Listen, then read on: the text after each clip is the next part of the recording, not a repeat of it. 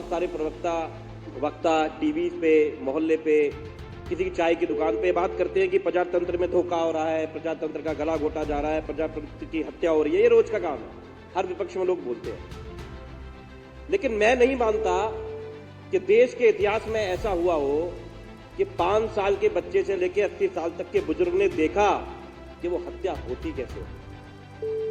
बात तो सब करते हैं, लेकिन उसे देखा गया कि कैसे एक आदमी जिसे प्रिसाइडिंग ऑफिसर बनाया गया, कैसे हाथ में एक तरीके से जो पेन था, उस पेन की जगह उसने छुरा पकड़ा हुआ था और वो माफ नहीं कर रहा था, तो प्रजातंत्र का गला काट रहा था। धीरे धीरे धीरे धीरे धीरे धीरे उसने गला काटा और उसकी हत्या कर। ये सबने लाइव देखा। बड़ी ही अजीब बात है कि क्योंकि हम एक धर्म की बार बार बात करते हैं, सनातन की, और इसकी सबसे पहली लाइन है कि जिसने जन्म लिया है उसकी मृत्यु निश्चित है।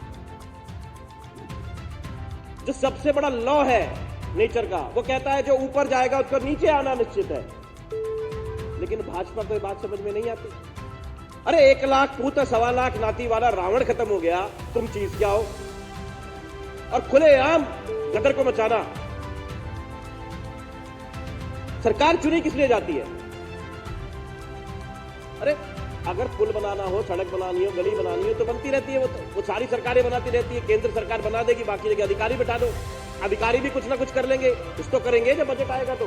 अंग्रेज भी कुछ करते थे, मुगल भी कुछ करते थे, वो भी बड़ी बड़ी बिल्डिंग बनाते थे। तो फिर आपको संसद की जरूरत क्या पड़ी? देश की आजादी की जरूरत क्या पड़ गई?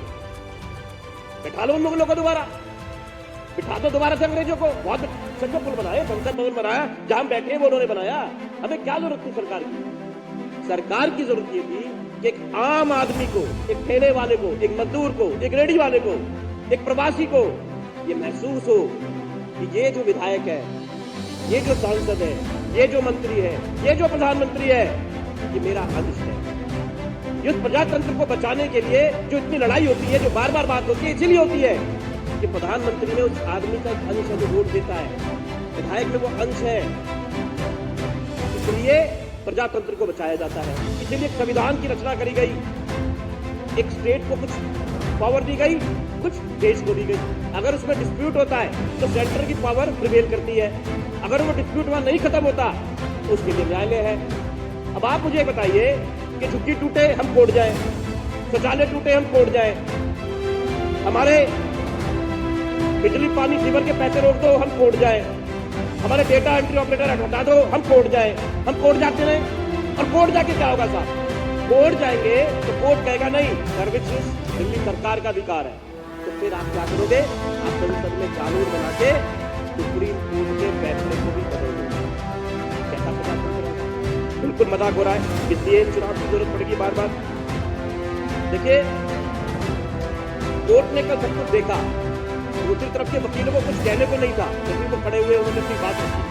कोर्ट ने सारी डिटेल्स मंगाई और कहा भाई ऐसे प्रजातंत्र को करते हुए देखिए। उसके बाद भी किसी राष्ट्रीय चैनल पे कल ये डिबेट नहीं हुई, किसी राष्ट्रीय चैनल पे डिबेट नहीं हुई कि खुले आम ऐसे प्रजातंत्र का मर्डर होते हुए कभी किसी ने नहीं देखा।